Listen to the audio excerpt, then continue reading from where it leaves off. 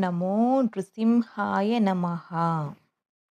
ఈ ప్రపంచంలో భయం, శత్రువుల బాధ, అనారోగ్యం, దుష్టశక్తుల ప్రభావం, అకారణ అడ్డంకులు ఇలాంటి ఎన్నో సమస్యల నుంచి రక్షించే మహిమాన్వితమైన స్తోత్రాలలో శ్రీ నృసింహ ద్వాదశ నామ స్తోత్రం ఒకటి.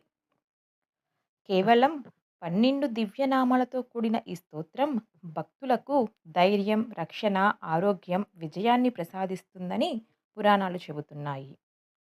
ఈ వీడియోలో ఈ స్తోత్రం యొక్క సంపూర్ణ పఠనం, ప్రతి నామానికి అర్థం, జపించడం వల్ల కలిగే ఫలితాలు, ఎప్పుడు ఎలా పారాయణం చేయాలో తెలుసుకుందాం. చివరి వరకు తప్పకుండా చూడండి. స్తోత్ర పరిచయం. ఈ స్తోత్రాన్ని మహర్షి వేదవ్యాసులు వారు రచించారు. ఈ స్తోత్రానికి ఆదిదేవత శ్రీ లక్ష్మీ నృసింహస్వామి. ఈ 12 నామాలను మంత్రరాజం అని కూడా పిలుస్తారు.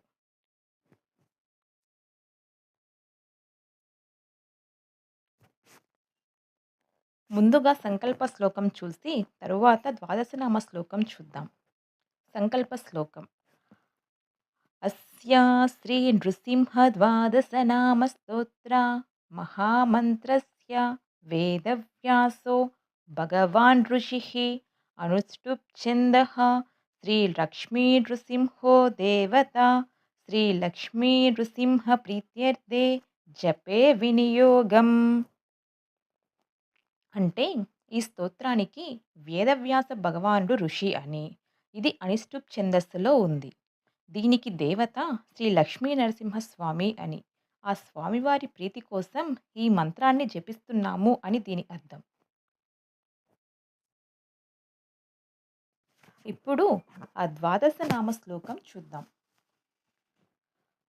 ప్రథమం తు మహాజ్వాలో ద్వితీయం తు ఉగ్రకేసరి తృతీయం వజ్రతంత్రశ్చ చతుర్థం తు విశారదః పంచమం నారసింహశ్చ షష్ఠః కశ్యపమర్దనః సప్తమో యాతు హంతా చ అష్టమో దేవవల్లభః తతః ప్రహ్లాద వరదో దశమోనంతహస్తకః ఏకాదశో మహారుద్రః ద్వాదశో దారుణస్తదా ద్వాదశైతాని నామాని నృసింహస్య మహాత్మనః మంత్రరాజా ఇతి ప్రోక్తం సర్వపాప వినాశనం క్షయాపస్మార కుష్ఠాది తాపజ్వర నివారణం రాజద్వారి మహాఘోరే సంగ్రామే చ జలాంతరే గిరిగహ్వరకారణ్యే వ్యాఘ్రచోరామయాదిషు రణే చ మరణే చైవ శమదం పరమం శుభం శతమావర్తయేద్యస్తు ముచ్యతే వ్యాధిబంధనాత్ ఆవర్తయం సహస్రం తు లభతే వాంఛితం ఫలం. ఇది శ్రీ నృసింహ ద్వాదశ నామ స్తోత్రం. చూశారు కదండి శ్లోకం. ఇప్పుడు ఈ శ్లోకంలో ఉన్న 12 నామాలు ఏమిటో చూద్దాం. మొదటి నామం మహాజ్వాలుడు అనగా గొప్ప అగ్నిజ్వాలలు వంటి తేజస్సు కలవారు అని. రెండవది ఉగ్రకేసరి అంటే భయంకరమైన సింహరూపం కలవారు. మూడవ నామం వజ్రదంష్ట్రుడు అనగా వజ్రం లాంటి పదునైన కోరలు కల ఆ స్వామి. నాలుగవది విశారదుడు అంటే దుష్ట శిక్షణలో సమస్త నైపుణ్యాలు కలిగిన ఆ స్వామి. ఐదవ నామం నారసింహుడు అంటే సొగం నరుడు సొగం సింహం రూపంలో ఉన్నగల ఆ నరసింహస్వామి. ఆరవది కశ్యపమర్దనుడు అనగా కశ్యప వంశంలో పుట్టిన హిరణ్యకశిపుని సంహరించిన వారు అని. ఏడవది యాతుహంతుడు అంటే రాక్షసులను నాశనం చేసేవారు. ఎనిమిదవ నామం దేవవల్లభుడు అంటే దేవతలకు అత్యంత ఇష్టమైన వారు, రక్షకులు అని. తొమ్మిదవ నామం ప్రహ్లాదవరదుడు అనగా తన భక్తుడైన ప్రహ్లాదునికి వరాలు ఇచ్చిన వారు అని. పదవది అనంతహస్తకుడు అంటే లెక్కలేనన్ని చేతులు కలిగి విశ్వమంతా వ్యాపించి ఉన్న ఆ స్వామి అని. 11వ నామం మహారుద్రుడు అనగా ప్రళయకాల రుద్రుని వలె భయంకరుడు అని.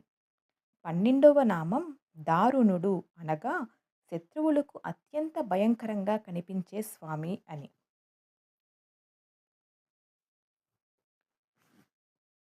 ఈ 12 నామాలను మంత్రాలకు రారాజు అని పిలుస్తారు. వీటిని నిత్యం స్మరిస్తే మనం చేసిన సర్వపాపాలు నశించిపోతాయి. క్షయ, అపస్మారం అంటే మూర్ఛ, కుష్ఠవ్యాధి మరియు తీవ్రమైన జ్వరాలను ఈ స్తోత్రం నివారిస్తుంది.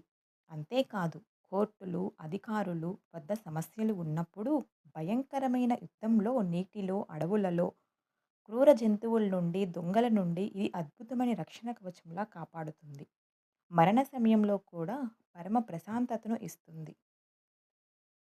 ఎవరైతే ఈ స్తోత్రాన్ని 100 సార్లు భక్తితో పఠిస్తారో వారు సమస్త వ్యాధుల నుండి ముక్తులవుతారు.